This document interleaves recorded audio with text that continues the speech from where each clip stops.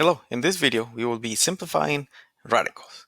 I will start off by pointing out this part right here, which lets you know what the part of the radical is.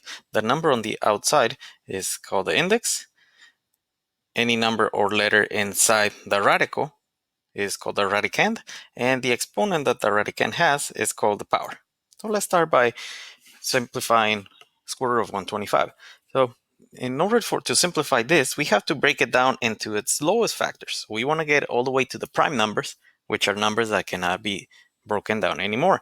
So 125 you can break down into 5 and 25. Now 5 is a prime number because the only way to get it is multiplying 1 times 5. We stopped there. 25, however, we can break down into 5 times 5.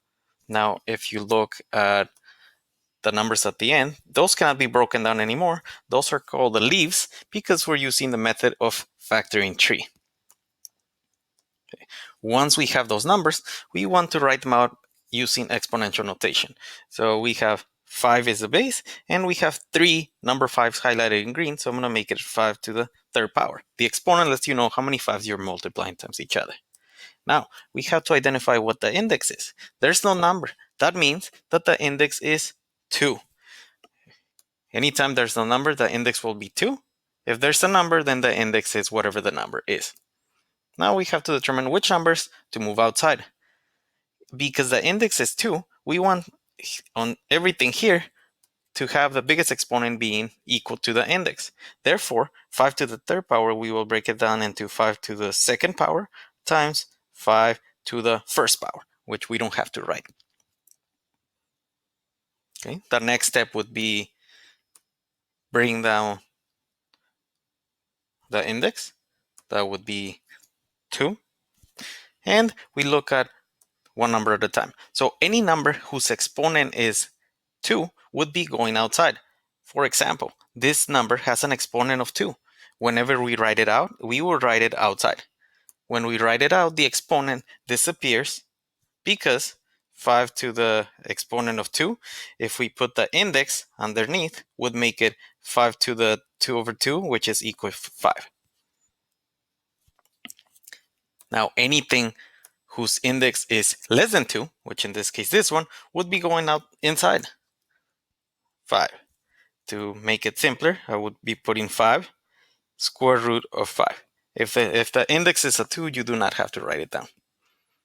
Next problem, 96. We have to break it down, starting by multiplying 4 times 24. Both of them break down. 2 times 2. 24 is 6 times 4. 6 is 2 times 3. 4 is 2 times 2. Everything is broken down and cannot be simplified any further. Now, everything that we cannot simplify again becomes a leaf. So those are all the leaves. We have to rearrange them. We have 1, 2, 3, 4, 5 number 2. So that would be 2 to the 5. And we have 1 number 3 times 3.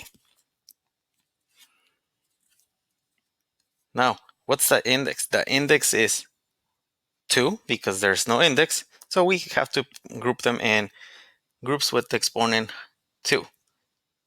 So 2 to the 5th becomes 2 squared times 2 squared times 2. That would be 5 number 2s times 3. Let's now determine what goes inside and what goes outside.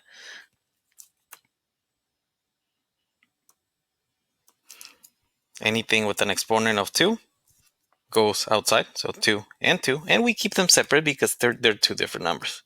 So 2 and 2. Anything with an exponent of less than 2, which are the other 2 numbers, we would put them inside, 2 and 3.